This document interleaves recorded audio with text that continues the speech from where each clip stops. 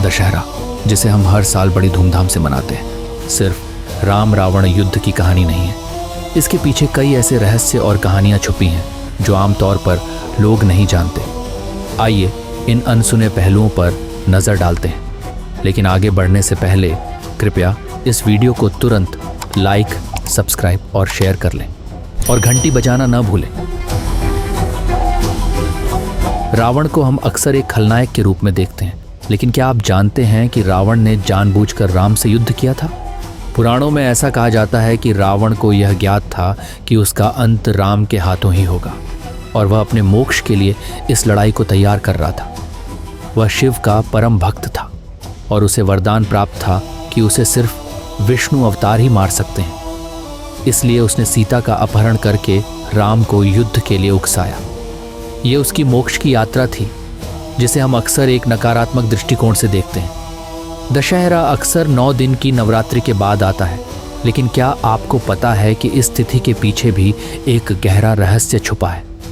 ये वही दिन है जब देवी दुर्गा ने महिषासुर का वध किया था। इसलिए इस दिन को शक्ति की पूजा और बुराई के नाश का प्रतीक माना जाता है। असल में दशहरा 2 मुख्य घटनाओं, राम की रावण पर विजय और देवी दुर्गा की महिषासुर पर जीत का मिलाजुला प्रतीक है। इसे महाशक्ति और धर्म की जीत के रूप में मनाया जाता है।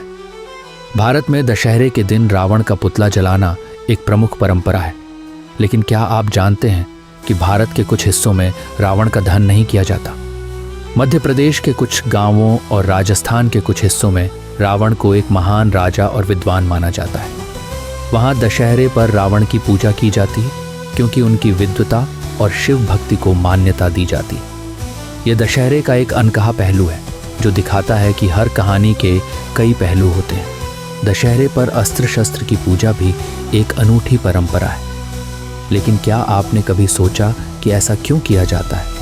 इस दिन को शस्त्रों की पूजा इसलिए की जाती है क्योंकि यह वह दिन है जब राम ने रावण के विरुद्ध युद्ध में अपने अस्त्रों का उपयोग किया था। इसके साथ ही महाभारत में भी इसी दिन अर्जुन ने अपने शस्त्र पुनः प्राप्त किए थे, जो उन्होंने 13 साल के वनवास के दौरान एक वृक्ष में छिपाए थे। इस दिन शस्त्रों की पूजा हमारे आत्मसंयम और शक्ति के प्रतीक रूप में की जाती है, जो हमें सही समय पर सही तरीके से इस्तेमाल करनी चाहिए।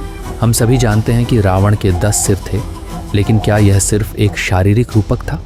नहीं, इसका गहरा मनोवैज्ञानिक अर्थ भी है। रावण के 10 सिर असल में 10 भिन्न भिन्न गुणों का प्रतीक है। काम, क्रोध, लोभ, मोह, मद, मत्सर्य, ईर्ष्या, घृणा, द्वेष और अहंकार। यह हमें यह सिखाता है कि इंसान का सबसे बड़ा दुश्मन उसका मन है, जिसमें ये सभी नकारात्मक भावनाएं बसी होती हैं। रावण की हार हमें याद दिलाती है कि अगर हम इन बुराइयों से मुक्त हो जाएं, तो विजय हमारी ही होगी। दशहरा का असली संदेश सिर्फ बुराई पर अच्छाई की जीत नहीं है।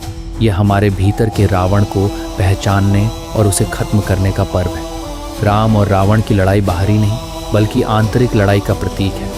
यह हमें याद दिलाता है कि जब तक हम अपने भीतर के दोषों को नहीं पहचानेंगे और उनसे नहीं लड़ेंगे, तब तक सच्ची विजय संभव नहीं है।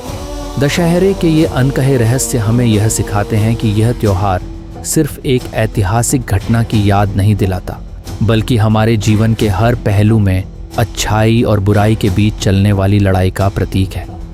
अगर आपको इस वीडियो से कुछ सीख मिली हो तो कृपया इसे लाइक, सब्सक्राइब और शेयर कर लें और घंटी बजाना न भूलें।